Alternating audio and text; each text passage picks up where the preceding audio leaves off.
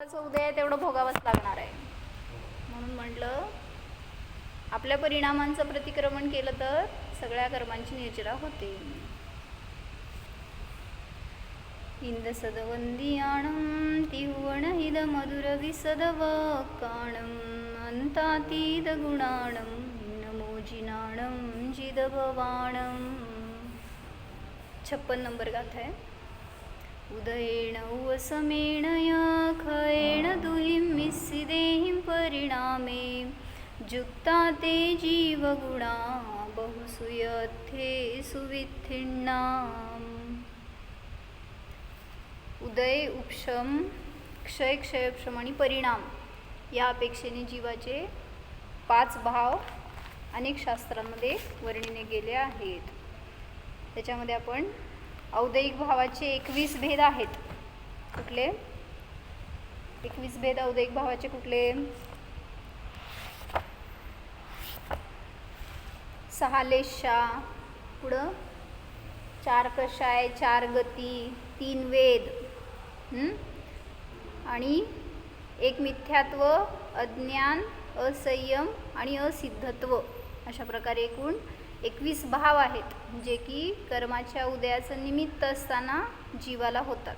पण त्याच्या आहारी जाऊन आपण जर संक्लेश परिणाम केले तर नियमाने पुन्हा पुन्हा तशाच उदयांना भोगावं लागणार. जरी कर्मांचा उदय चालू आहे तरी सुद्धा त्याच्यामध्ये मी तसे परिणाम करायला पाहिजे की नाही याचा विवेक आपल्याला असायला पाहिजे. मग त्यातल्या कापोतलेशाचं वर्णन बघत होतो आपण. तर धौलामध्ये त्यांनी कसं घेतलं आहे कापोतलेशाची लक्षणं करताना. धौल्याच्या पहिल्या भागामध्ये 391 पान आहे. त्याच्यावर सांगितलं आहे, जो दुसऱ्यांवर क्रोध करतो, पराची निंदा करतो, अनेक प्रकाराने पराला दुःख देतो, दोष लावतो, अत्यधिक शोक व भयाने व्याप्त असतो. काय म्हणले? आता आमच्याकडं काय म्हणायचं, परिस्थिती खूप वाईट चालू आहे किंवा काय आमदनी नाही आहे, खर्च खूप आहे, असं म्हणून तुम्ही शोक करत बसला, किती बाहेर पडणार त्याच्यातून? म्हणजे उलट त्याच उदयामध्ये आपल्या परिणामांनी जिंकू शकतो आपण. म्हणजे कोणाचीही परिस्थिती अशी आहे, आता अनेकांची अशी असते की आर्थिक परिस्थिती चांगली असली तरी सुद्धा मानसिकता नसती तशी, किंवा संयोग प्रतिकूल असतो काय ना काय. मग त्याच्यामध्ये जीवाला सुख किती हो. मग त्या बाहेरच्या संयोगातून सुखाची इच्छा करतो हे चुकीचं आहे. म्हणून तुम्ही परिणामांनी सुखी होऊ शकता. आता मानणं काय कमी आहे सांगा? मग समाधान, सुख किती? हे शरीर प्रतिकूल आहे. आणि जेव्हा ते म्हटलं ना, जेव्हा आयुकर्म संपत येते त्यावेळेस कर्मांची उदीरणा सुरू असते. मग असे अनेक कर्म उदयाला येतात आणि त्रस्त करतात की जे आयुष्यभरामध्ये बांधलेले असतील आणि याच भावात फेडायचे असतील. आपलं पण हेच होणार आहे हो. शेवट काय त्या प्रत्येकाचं वेगळं नाही आहे.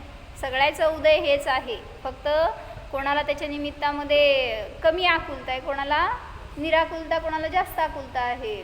मग ते आपल्यावर अवलंबून आहे आपण ज्ञानाला कशी दिशा द्यायची. म्हणून सांगितलं काय, जो शोक करतो तो सुद्धा कापोतलेशावाला जीव आहे असं सांगितलं. पुढं जो भयाने व्याप्त असतो, कुठल्याही गोष्टीमध्ये भय करतो, मरणाचं भय करेल, इहलोक परलोकाचं भय करेल, अरक्षेचं भय करेल, अशा भयाने जो व्याप्त असतो तो सुद्धा कापोतलेशाधारी जीव आहे. पुढं सांगितलं दुसऱ्याला सहन करत नाही. मग त्याची प्रगती असेल, त्याची प्रशंसा असेल, त्याला सहन होत नाही, तो कापोतलेशाधारी जीव. दुसऱ्याचा पराभव करतो, स्वतःची प्रशंसा करतो, पराच्या प्रती अविश्वास असतो. हे सांगितलं ना परवा. काय देव असू दे, धर्म असू दे, गुरु असू देत, कोणी मुनी, त्यांच्याविषयी अविश्वस्त असतो. म्हणजे त्यांच्याविषयी विश्वास नाही आहे. हे खरे आहेत का खोटे आहेत माहीत नाही, ते सुखी आहेत का दुःखी आहे माहीत नाही, अशा प्रकारचा अविश्वास असतो. आणि ते माझ्या सुखाचं कारण आहेत की नाही याचा निर्णय नाही आहे. त्यामुळं सांगितलं हा जीव वर्तमानात सुद्धा दुःखी राहतो आणि भविष्यसुद्धा त्याचं दुःखमयच असतं. स्वपराची हानी वृद्धीची पर्वा करत नाही. म्हणजे जो कापोतलेशाधारी जीव आहे, अज्ञानाने आहे ना सगळं त्याचं वर्किंग, त्यामुळं माझी हानी होतीये ह्याचं पण भाव भासणार नाही, ह्याच्या निमित्तात पराची पण हानी होतीये ह्याचा सुद्धा भाव नाही, त्यामुळं त्याची पर्वा करत नाही. आणि नियमाने त्याची हानी होते. कोणाची? जो विवेकाने कार्य करत नाही त्याची हानी होणारच. पुढं हे घेतलं होतं आपण, युद्धात मरण्याची प्रार्थना करतो, कार्य अकार्याची गणना करत नाही, स्वतःच्या समान परालाही दोषी मानतो आणि कोणी माझी स्तुती करेल तर त्याच्याविषयी संतुष्ट राहतो. काय म्हणले? माझी स्तुती कोणी केली की लगेच त्याच्या मागं पुढं पळणार, त्याचं कौतुक, त्याचं उदो उदो करणार. अशा प्रकारे कोण आहे हा? तो मी नाहीच. मी पण हेच केलं आहे अनादीपासून. कोणी मला छान म्हणलं की तुम्ही छान स्वयंपाक करता बरं का, तुम्ही छान मॅनेज करता बरं का, सगळं घर कुटुंब वगैरे चांगलं तुम्ही सगळं केलं आहे बरं का, काय जे काय बांधकाम केलं, सगळं जे काय सेटलमेंट केली, सगळं खूप छान केलं असं म्हणलं तर फुगतो का नाही जरासं आतून? सांगा माणूस. मग त्यालाच म्हणलं मान कशा आहे. आता मुलींना असं येऊन कोण म्हणलं तुमची साधना किती ग्रेट आहे, तुम्ही किती निर्विकल्प राहता, त्यांना किती हो आतून टच तुमच्या शब्दांचा. असे ते अस्पर्शी असतात. तुम्ही काय पण म्हणा, चांगलं म्हणा नाही तर वाईट म्हणा, तुमचं तुमच्यापाशी. मी माझ्या निर्विकल्पतेसाठी साधना करतोय असा अस्पर्शी आपला पण असेल रोल तर सगळीकडे सुखी राहणार. नाहीतर चांगलं म्हणल्यावर हुरळून गेलो आणि वाईट म्हणल्यावर शोक करत बसलो तर निमाने दुःखच मिळणार. जो अनंतानुबंधी जनित कापोतलेशाधारी जीव आहे त्याची परिणती कशी असते तर व्यर्थ परावर क्रोध करतो,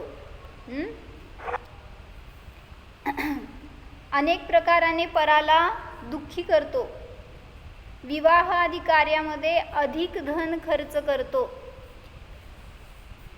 कुठे गेले बघा जरा, चटई दिसतो मागं गेली का तिकडं? ते बघतील, तुम्ही या इकडं, ते बघतील तिकडं मागं बघा, पडद्याच्या मागं वगैरे. मी एक घेतली ना आता, अजून एक असेल मागं वगैरे गेली असेल.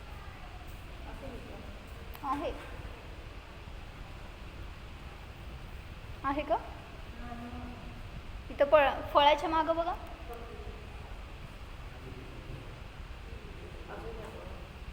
बघते की आहे का इकडं. इथं बघा काकी. होय का? कोण नेली? त्या बोर्डच्या मागं आहे का बघा.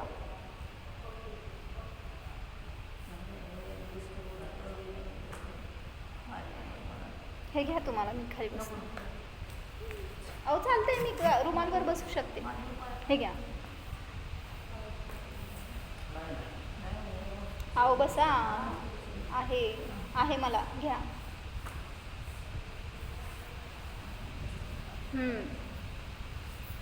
काय म्हणलं? अनेक प्रकाराने पराला दुःखी करतो, विवाह आदी कार्यामध्ये अधिक धन खर्च करतो. तो विवाहच नाही, समजून घ्या, अशा प्रकारची कुठलीही भोग सामग्री, भोग कार्य असेल तर त्याच्यामध्ये जो धनव्यय अधिक करतो तो कापोतलेशाधारी जीव आहे. का बरं? कारण विवेक नाही आहे की कशा प्रकाराने धनाचा वापर करायला पाहिजे, कुठं त्याचं खर्च करायला पाहिजे ह्याच्याविषयी. तसंच इंद्रिय भोगामध्ये अधिक धनाचा वापर करतो. यश आदीच्या अपेक्षेने शास्त्राचा अभ्यास करतो किंवा तप, संयम, शील पालन, यात्रा आदी सगळं यश, ख्याती व्हावी, कोणी प्रसिद्धी करावी याच्या अपेक्षेने करतो. तो कापोतलेशाधारी जीव आहे. काय कळलं काकाजी? काय कळलं? ऐसा क्यों? म्हणजे अविवेकाने तो धर्मामध्ये तर आलाय पण तरी सुद्धा काहीतरी मागं अपेक्षा ठेवून धर्म करतोय. शास्त्र अभ्यास करेल तरी सुद्धा सगळ्यांनी माझी स्तुती करावी, मी किती अभ्यास करतो, किंवा मी किती एवढं सगळं पठन करून ठेवलंय, किंवा आम्ही दिवसभरातून 2 तास वाचन करतो बरं का, नाहीतर आम्ही सगळे मिळून स्वाध्याय करतो बरं का. म्हणजे काय झालं? ख्यातीसाठी. आणि मी चांगलं सांगतो, मला येतंय सांगायला, मी सगळ्याला सांगतो. म्हणजे अशा प्रकारचे कुठलेही परिणाम कापोतलेशाधारी जीवाचे आहेत. आम्हाने काल सांगितलं सगळं उपवास करतोय, 10 उपवास केले, 5 उपवास केले. कशासाठी केले हो? कारण 5व्या दिवशी सगळेजण येऊन 5 दिवस येऊन सगळे हातपाय दाबतात, परत येऊन नाही ते न बघणारे सुद्धा लोक येऊन बघायला लागतात, सगळे वाहवा करतात. 5व्या दिवशी काय तर भेट मिळते आपल्याला असं, किंवा सगळे लोक तिथं नाव काढतात ह्याचं. ह्या सगळ्या अशा अपेक्षेने जर तुम्ही उपवास आधी करत असाल तर ते तुमचा उपवास निरर्थक आहे. कारण आपण करणं वेगळं, पण मी उपवास केला आणि मी अपेक्षा केली तर चुकीचं आहे. तुम्ही करणं वेगळं की ते, म्हणून तर म्हटलं ना, जो निरपेक्ष साधना करतोय त्याची स्तुती होणारच, त्याचं कौतुक होणारच, लोकांमध्ये प्रसिद्धी होणारच. पण मी तिथं अपेक्षा केली तर नियमाने मी असाताचा बंद करतोय आणि त्याच्या निमित्तात साता नष्ट होणार, त्याचं अपकर्षण होणार, तर केलेलं सगळं व्रत उपास संयम निष्फळ जाणार. म्हणून म्हटलं निरपेक्ष भावनेने धर्मात प्रवेश करा. आपल्या पुण्योदयात किंवा आजीविका आदी कार्यात अतिमग्न असणारा जीव कापोद्धारी असतो. काय म्हणले, सारखं असं आहे बरं का, एक जण आहेत ते दिवस रात्र पैसे कमवण्याच्या मागं. असं काही नाही की फार आवश्यकता आहे, करावंच लागतंय सगळं सोडून देऊन, असं नाही आहे. पण घरात करणारं कोण नाही आहे, मलाच बघावं लागतंय, त्यामुळं सगळं मीच करणार.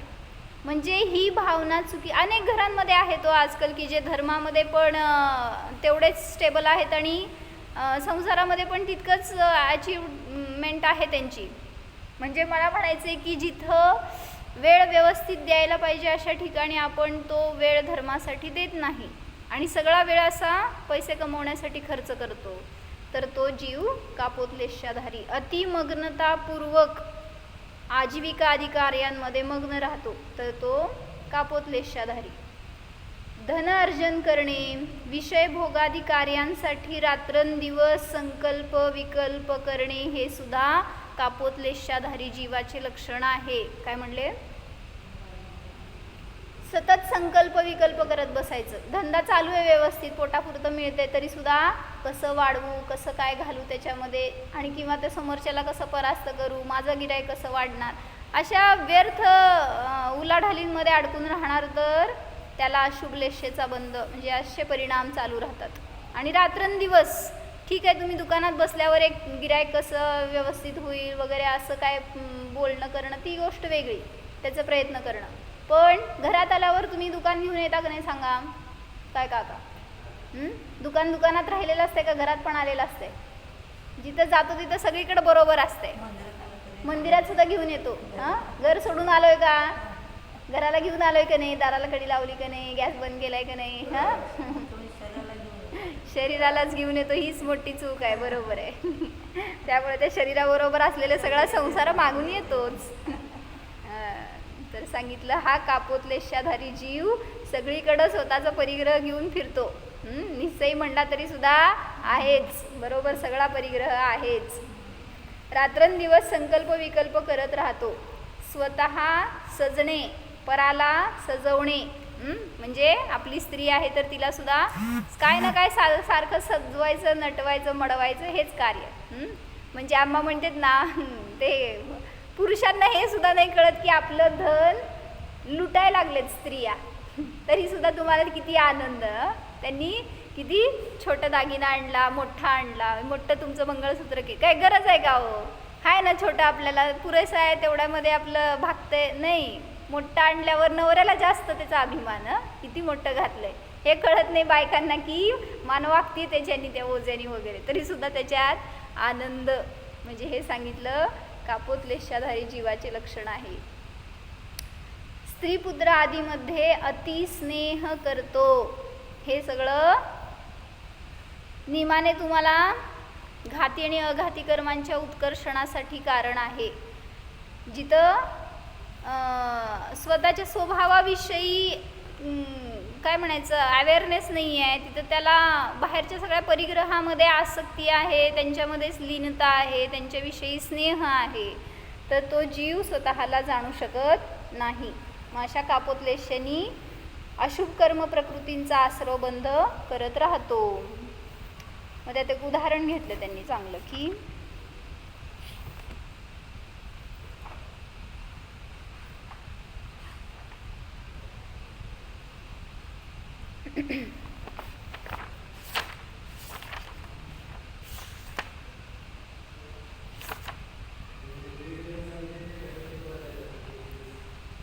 21 भेद औदयिक भावाचे आहेत. म्हणजे कर्मांचा उदय चालू असताना मी परिणाम करतो त्यावेळेस त्या भावाला म्हणायचं औदयिक भाव. कर्मांच्या उदयाला औदयिक भाव नाही म्हणायचं. मग कुठले आहेत ते? 6 लेशा. शुभ आणि अशुभ लेशा हे 6 लेशा औदयिक भाव आहेत. 4 कषाय, क्रोधमान, माया, लोभ. पुढं 4 गती, मनुष्य, तिर्यंच, देव, नारकी. या गतीच्या उदय चालू आहे निरंतर, पण त्या योग्य मी परिणाम करतो ते औदयिक भाव झाले. म्हणजे काय म्हणायचं, त्याच्यात संकल्प विकल्प, संक्लेश करणं, आसक्ती करणं, ह्याला औदयिक भाव म्हणायचं. फक्त उदय येऊन निघून चाललेत आणि त्यावेळेस आपले परिणाम असणं ती वेगळी गोष्ट, पण तशा अनुरूपच क्रिया करणं त्याला म्हणायचं औदयिक भाव. आणि किती झाले? 3 वेद, स्त्रीवेद, पुरुषवेद आणि नपुंसक वेद. आणि मिथ्यात्व, अज्ञान, असंयम आणि असिद्धत्व असे एकूण 21 भेद आहेत, जे की कर्मांच्या उदयाचं निमित्त असतानाच होतात.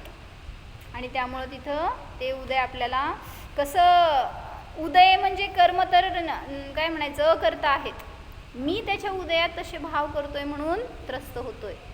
मग यासाठी उदाहरण काय दिलं आहे की स्वाध्याय करतो कापोतलेशावाला, पण कसं करतो? विश्वास नाही आहे देवशास्त्र गुरूंवर, जिनवाणीवर, जे काय सांगितलं आहे तत्व त्याच्यावर, वस्तुव्यवस्थेवर विश्वास न ठेवता स्वाध्याय करतो तर त्याचं काय फळ मिळणार आहे हो? त्यामुळं सांगितलं काय करतो ऐका. जसं 100 वेड्यांनी आपल्याला वेडा म्हणलं तर तुम्हाला किती फरक पडतो? 100 जणांनी जे वेडे आहेत त्यांनी मला वेडा म्हणलं तर मी किती लक्ष देणार आहे? काय नाही, मला फरक पडत नाही, मी वेडा नाहीच आहे. पण तेच सांगितलं एका डॉक्टरांनी सर्टिफिकेट दिलं की यू आर मेंटली रिटायर्ड, तर तिथं ते एकाचंच बस प्रभाव असा की हे खरंच आहे, आणि मग त्यावेळेस तिथं विश्वास ठेवावाच लागतो. पण त्या 10 वेड्यांवर किती विश्वास? मग आपल्याला जर डॉक्टरांनी वेडा म्हणले तर विश्वास ठेवणार की नाही? म्हणून अनेकांच्या मताला मान नाही, पण एका मेडिकल सर्टिफिकेटला पाहून मानायलाच पाहिजे. तसं सर्वज्ञ भगवान आपल्याला सांगतायत तू केवळ ज्ञानी आहेस, परिपूर्ण आहेस, सुखी आहेस, सर्टिफिकेट दिलंय. तरी पण तुम्ही जर मानलं नाही तर 100 वेडे काय म्हणाले? तू मनुष्य आहेस, तू स्त्री आहेस, तू आई आहेस, तू पुरुष आहेस. ह्या भावनेने आपण काय केलं? वेडं व्हायला लागलोय. वेड्यांनीच दिलेली उपाधी तुम्हाला चांगली वाटते आहे, पण जे ऑथोराइज्ड पर्सन आहे ना, काय म्हणायचं, केवळ ज्ञानी भगवान आहेत, त्यांनी सांगितलेलं यथार्थ आहे, त्याच्यावर नाही विश्वास ठेवणार तर वेडेच होणार. त्या वेड्यांच्या रांगेतच बसणार. स्वतःला अल्पज्ञ मानतो किंवा दुःखी मानतो, कर्ता मानतो, हे सगळे भेद विश्वास न ठेवण्याचा परिणाम आहे. त्यामुळं सांगितलं की मी पण सर्वज्ञ आहे ह्याची भावभासना करा तर स्वाध्याय सफल आहे, ध्यान सफल आहे. तेव्हा तिथं हे ठरणार की तुमचा देवशास्त्र गुरूंवर किती विश्वास आहे. पुढं सांगितलं की कुठल्या कर्मांचं उत्कर्षण आणि अपकर्षण होतं ह्याच्यासाठी जिनवाणीचं अध्ययन करायलाच पाहिजे. जो जीव जिनवाणीचा स्वाध्याय करत नाही, म्हणजे जिनवाणीच्या आश्रयाला न येणारा, कोणाकोणाच्या आश्रयाला जावं लागतं? डॉक्टर, वैद्य, हकीम, रामदेव बाबा, अजून कोण मंत्र तंत्र गंडाताईत वगैरे करणारे, सगळ्यांच्या आश्रयाला जावं लागतं, शरण जावं लागतं. जर भगवंतांना शरण गेलो नाही तर त्याला कोणाकोणाचे शरण जावे लागते? जो देवशास्त्र गुरूंपासून दूर आहे तो व्यंतरांच्या जवळ आहे असे समजा. का? कारण तुम्ही असं कोणाच्या पण नादी लागणार मंत्रतंत्र आदी विद्या आदींच्या तर तिथं व्यंतरांचंच कार्य असतं. त्यामुळं हे सुद्धा कापोतलेशाधारी जीवाचं लक्षण आहे. जिनवाणी तर व्यक्तित्वाचा विकास करणारी आहे, म्हणून नियमित स्वाध्याय करायला हवा. आता पुण्याचा उदय आहे म्हणून त्यात रमतो आणि त्यामुळं पापानुबंधी पुण्य, म्हणजे पुण्याचा उदय चालू आहे तर त्याच्या निमित्तात पाप बांधतोय. पापाचा उदय सुरू झाला तर वाटते कधी माझे दुःख संपणार, त्रास संपणार. कोणाला वाटतंय? मला नाही वाटत, सगळ्याला वाटतंय मला पण तेच पाहिजे, कधी माझं पाप संपणार आणि कधी मला सुखी जीवन जगता येणार. तर आचार्य सांगतात म्हणजे एक छान सांगितलं त्यांनी खरं की वेदनीय कर्म आहे ना, साता आणि असाता हे वेदनीय कर्म आहे. त्याचं मॅक्झिमम स्थिती किती बांधू शकतो सांगा वेदनीयाची? जयश्री काकी, वेदनीय कर्माची मॅक्झिमम स्थिती जसं मिथ्यात्वाची 70 कोडाकोडी बांधू शकतो तसं वेदनीय कर्माची 20 कोडाकोडी. नामकर्म, नाम गोत्राची किती आहे? हां, नाम गोत्र आणि वेदनीय ह्याची 20 कोडाकोडी आहे आणि चारित्र मोहनीयाची 40 कोडाकोडी सागर आहे. 30 नाही आहेत, झाले ना कर्म. घाती कर्मामध्ये ज्ञानावरणाची 40 मिथ्यात्वाची 70 कोडाकोडी मिथ्यात्वाची. आणि काय सांगताय? ज्ञानावरणची. हां, ज्ञानावरण दर्शनावरणाची आणि ज्ञानावरण दर्शनावरण आणि अंतराय ह्याची 30 कोडाकोडी. नाम गोत्र आणि वेदनीय ह्याची 20 कोडाकोडी आणि चारित्र मोहण्याची 40 कोडाकोडी सागर असतील. तर एका तुमच्या परिणामाने सांगायचे की इतक्या मोठ्या स्थिती बांधल्या जातात. या समयात तुम्ही परिणाम केले तर सांगितलं त्या वेदनीयाची 20 कोडाकोडी सागर इतकी स्थिती पडते. कोणाची? मॅक्झिमम असाता वेदनीयाचाच आश्रवबंध तुम्ही करताय. आणि मग किती वेळपर्यंत भोगावं लागणार हो कळते का? 20 कोडाकोडी सागर म्हणजे किती असतंय? आणि मग इतकं आपल्याला 4 दिवस जर दुःखाचा उदय सुरू झाला तर सहन होत नाही. मग कोटी वर्षांपर्यंत कसं सहन करणार हो? पण तरीसुद्धा आपल्याला परिणाम करताना त्याचं भय वाटत नाही, त्याची सावधानता येत नाही. त्याच्यासाठी सांगते ऐका की असाताचा उदय निरंतर जर राहील तर कुठं असतो? निरंतर असाताचा उदय मॅक्झिमम कुठं असणार? नरकात. 7व्या नरकात. किती? 33 सागरपर्यंत उदय असू शकतो हे सांगायला लागलेत. एखाद्या जीवाला जर असाताचा निरंतर उत्कृष्ट उदय असेल तर 33 सागरपर्यंत असू शकतो. स्थिती किती बांधली होती? असाताची मॅक्झिमम 20 कोडाकोडी. भोगतोय किती? 33 सागर म्हणजे किती झालं? थोडंसंच भोगतोय, म्हणजे निरंतर जर भोगतोय तर. आणि तेच ह्याच्या उलट करा. काय? साता वेदनीयाची पण बांधणार तर समजा किती बांधेल? 20 कोडाकोडी सागर इतकी बांधेल. आत्ता मी जर परिणाम उत्कृष्ट केले, एकदम मस्त आपल्याला निर्विकल्पता आहे परिणामामध्ये, त्याच्या निमित्तामध्ये जर साता बांधली गेली तर मॅक्झिमम 20 कोडाकोडी बांधली जाणार. समजून घ्या. मी आत्ता मला बोर्ड द्या, खुर्ची द्या, ते खुर्चीला लावता येते. सर्वात शुद्धीच्या देवांनाच असेल ना मॅक्झिमम? नाही, चान्सच नाही कोणाला. हेच सांगायचंय मला. एक मिनिट शिवू नका, मागं लावा, उलटी करा खुर्ची, उलटी करा. मोहनीयामध्ये दर्शन मोहनीय म्हणजे मिथ्यात्वाची 70 कोडाकोडी. तिथं खडू असते, माझ्याकडे सगळं वाजव, बस मी घेते. तिथं खडू आणि डस्टर.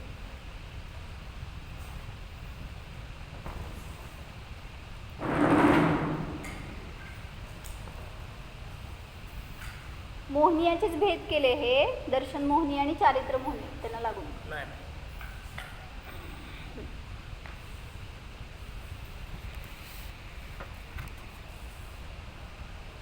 काय सांगायचं होतं मला? मी आता फक्त हे वेदनीयाचं सांगते. वेदनीयाचे 2 भेद आहेत. कुठले? साता आणि असाता. तर या दोन्हीची जर उत्कृष्ट स्थिती बांधेल तर किती बांधू शकतो? 20 कोडाकोडी सागर. दिसतंय का बोर्डवरचं? पण भोगताना इतकं भोगलं जात नाही. जेवढं बांधतो तितकं भोगायला वेळच नाही आहे तुमच्याकडं, हे सांगायचं त्यांना. जरी असाता बांधलं तरी सुद्धा तेवढा भोग नाही आहे, आणि जरी साता बांधलं तरी सुद्धा तितका भोगू शकत नाही, हे सांगायचं. बघा काय सांगते की धवलाच्या 7व्या भागामध्ये ह्याचं खूप चांगलं वर्णन आलं. जेव्हा आम्ही ते वाचलं ना त्यावेळेस असं खूप क्लॅरिफिकेशन झालं असं की काय आहे नक्की कर्मांची व्यवस्था, पण आपले परिणाम आपण कसे बदलतात हे पण त्यातून कळालं. असाताचा उदय ही स्थिती बंद सांगायचं आहे मला, किती बंद करू शकतो. आता उदयाचं सांगते मी. असाताचा उदय मॅक्झिमम किती असू शकतो?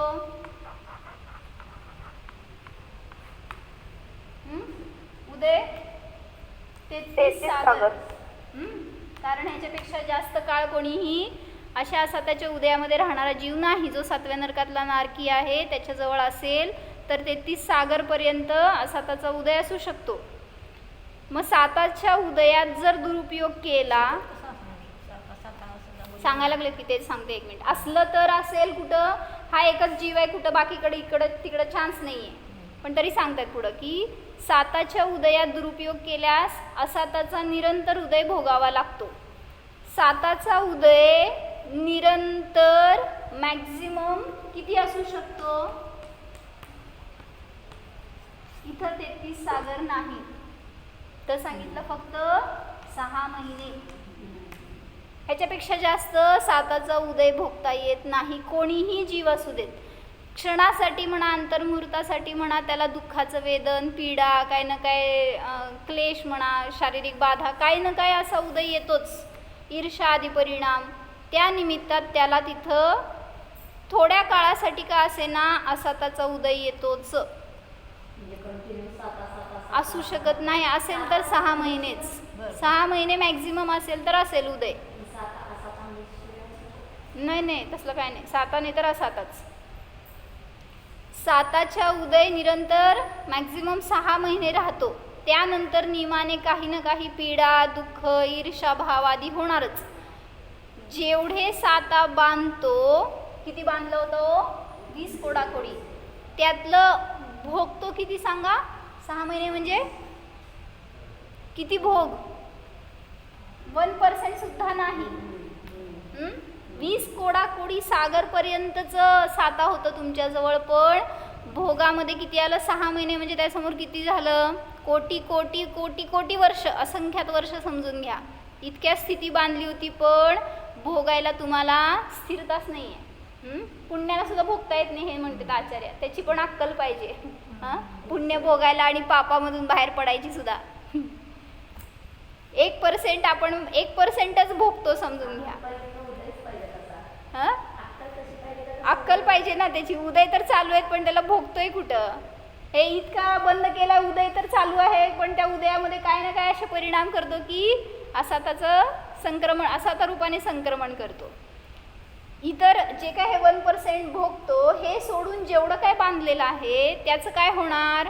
नियमाने असू शकतो. आणि परिणाम असे करतो की त्याचं निरंतर संक्रमण चालू आहे असातामध्ये, आणि त्याचं फळ काय? परत दुःख. असाताच भोगत राहतो. मग साताच्या उदयात सुद्धा मग संक्रमण करून असाताच भोगत राहतो. जर हे 1%च भोगतोय तर राहिलेले 20 कोडाकोडी सागरमधली सगळी साताची जी स्थिती आहे ती ईर्ष्याने, भोगाच्या परिणामाने, आकुलतेने असातामध्येच संक्रमित करतो. असंख्यात्वा भाग मात्र साता भोगतो, पण त्या साताच्या उदयाचा सदुपयोग करत नाही. जेवढं काय भोगतो ना त्याच्यामध्ये सुद्धा आपले परिणाम असे नसतात की त्याचा आपण यूज करून घ्यावा. म्हणजे त्याच्यामध्ये सुद्धा आकुलतेचे परिणाम असतात. त्यामुळं असाता रूपाने संक्रमण चालू असते. जसं की काय सांगितलं? जीवाला जास्त असेल ना 33 सागरपेक्षा, कारण तो कधी बाहेर येणार काय माहिती. हा, मग म्हटलं की त्यांनी हे मी त्रस जीवांच्या अपेक्षेने सांगतेय. मग त्रस पर्यायामध्ये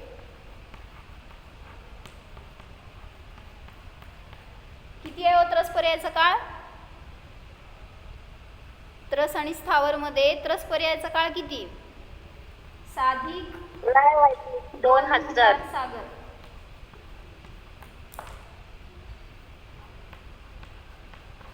इतका त्रस पर्यायाचा काळ आहे. किती? साधिक 2000 सागर. दिसतंय का बोर्डवरचं?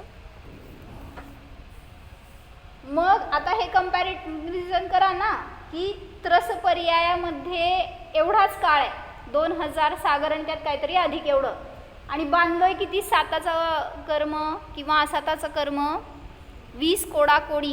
म्हणजे कोडाकोडी सागर कुठं आणि फक्त सागर कुठं? एवढंच काळ आहे भोगण्यासाठी तुम्हाला. त्यात पण किती सांगितलं, देव पर्यायाचा काळ 1260 सागर. सगळं फिक्स्ड आहे बरं का, कुठं कमी जास्त नाही. सगळं जिनवाणी अशी सांगितली आहे की कुठं चान्सच नाही हालायला तुम्हाला. 740 सागर नरकाचा काळ. किती झाले हो, इथंच झाले 2000. गेले का?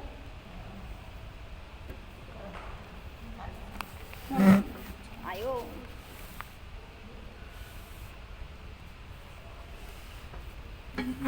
लक्ष नाही माझं आम्हाला.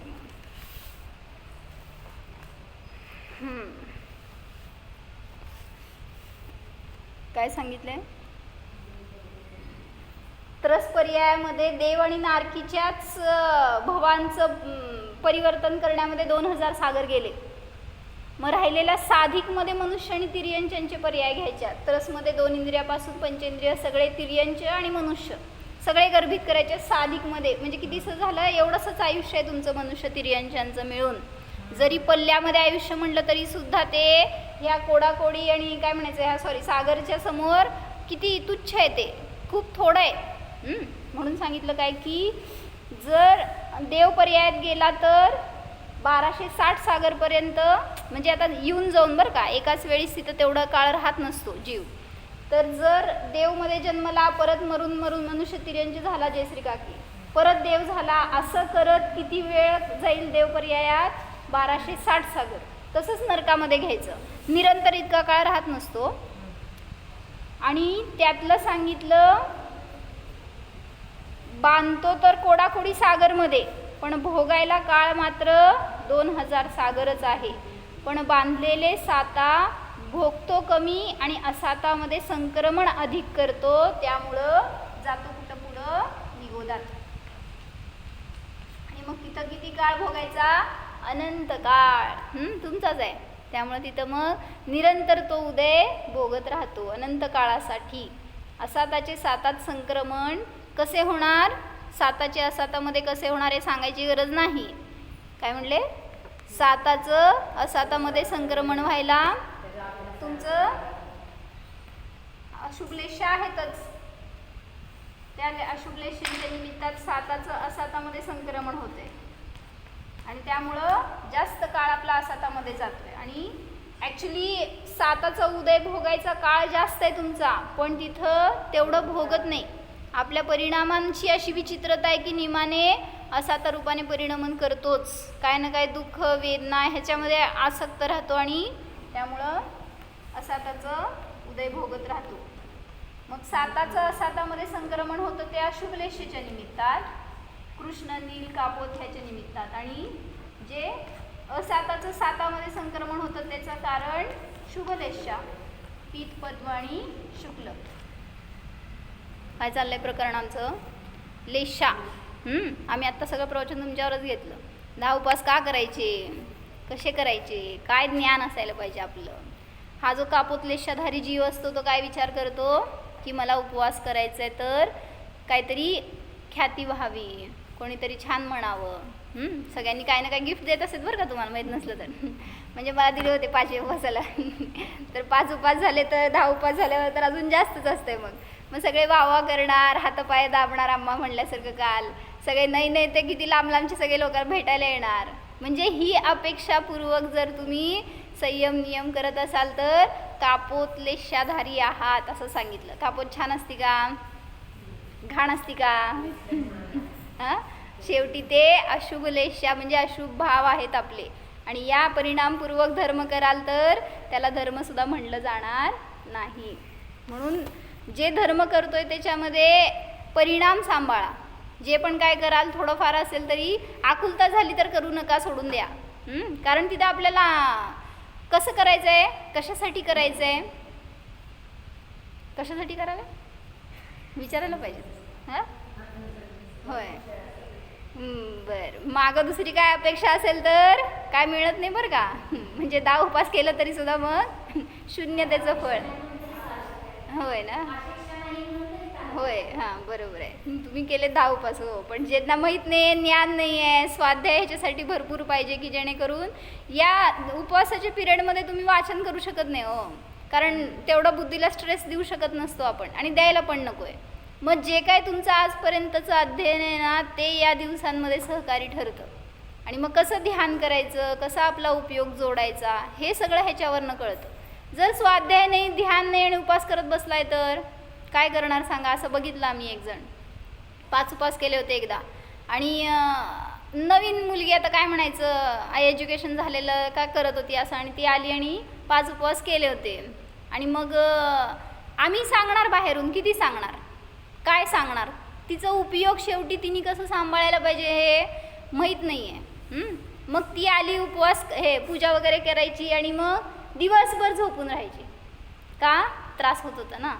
शारीरिक त्रास तर होणार आहे, नाही असं नाही आहे. सगळे उदय तुम्हाला निर्जरा करायसाठी तर उपास करायला लागले. सगळ्यात मोठी निर्जरा असते जर ज्ञानपूर्वक संयम असेल तर.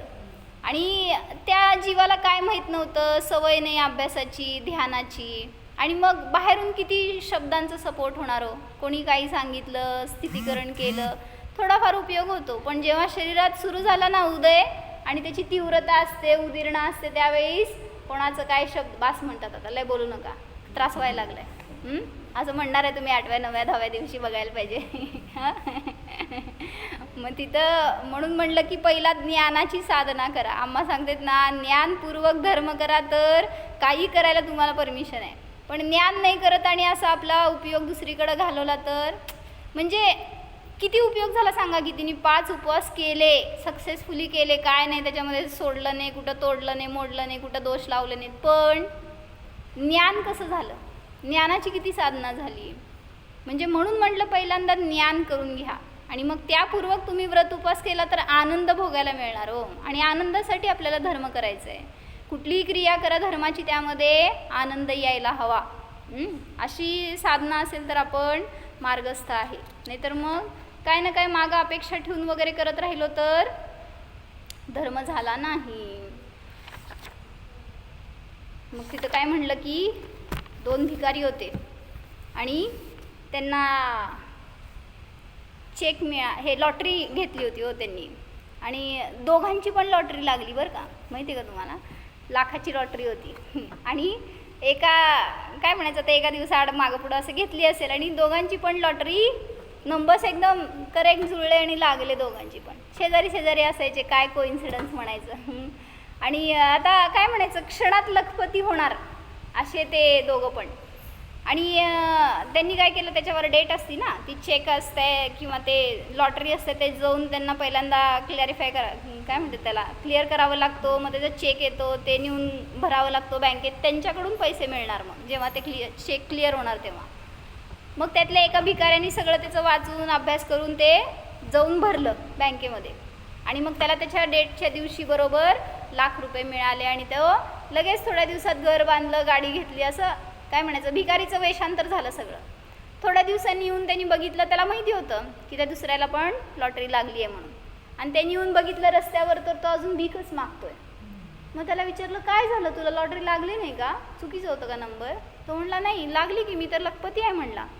मग म्हणला का रस्त्यावर भीक मागतोयस. मग म्हणलं मग काय करायचं असतं, माझ्याकडं चेक आहे की. म्हणला मी काय लखपती आहे, काय करायचं आता. हां रोडपती करोडपती कोण आहे. हां मग त्याला सांगितलं अरे बाबा ते चेक नुसतं जवळ असल्यावर लखपती नसतो, त्याला नेऊन भरावं लागतं. ती वस्तू सोडायचं सुद्धा मोह. म्हणला हे चेक म्हणजे मी लखपती आहे ह्याचं सिम्बॉल आहे ना, पण काय उपयोग काय त्याचं. पैसा नुसतं तुमचा तिथं पडू नये, हातात नाही आहे एक पण, आणि भोग नाही आहे त्याचा. मग त्याला सांगितलं तो चेक नेऊन बँकेत भर, जेव्हा ते पास होणार तेव्हा तुला पैसे येणार, तेव्हा तू लखपती होणार आहेस. मग तसं म्हणलं आपल्याला जिनवाणी मिळाली आहे ना, चेक आहेत सगळे. किती चेक आहेत मोजा, कपाट भरून चेक आहेत आपल्याकडं. काय उपयोग त्याचा, जवळ ठेवून बसलोय नुसतं आपण. काय व्हॅलिड होत नाही जोपर्यंत तुम्ही त्याला पास करत नाही, ते भरत नाही नेऊन, म्हणजे काय त्याचा उपयोग करत नाही तोपर्यंत लखपती नाही आहे हो तुम्ही, ते सांगायचं आहे. जेव्हा त्याचा उपयोग करणार ना, जेव्हा ते तुमच्या हातात येणार, ज्ञानात येणार, त्यावेळेस त्याचा भोग घेऊ शकता. आणि मग तो जीव आनंदी होऊ शकतो. नाहीतर आपण पण अजून रस्त्यावरचे भिकारीच, कुठल्या मोक्षाच्या रस्त्यावरचे.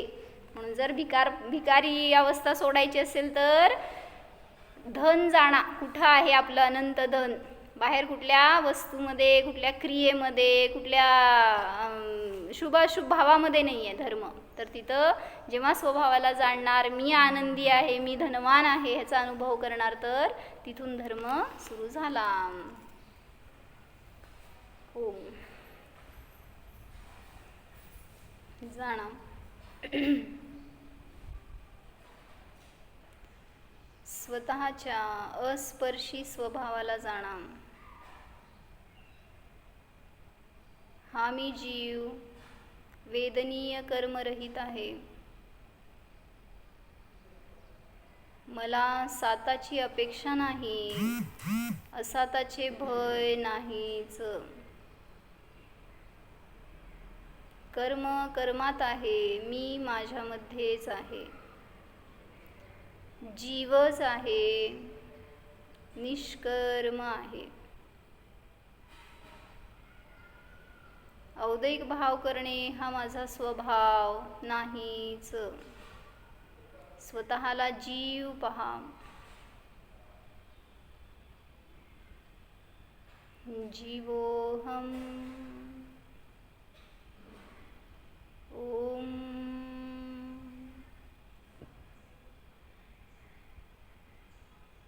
विसर्जन. नमो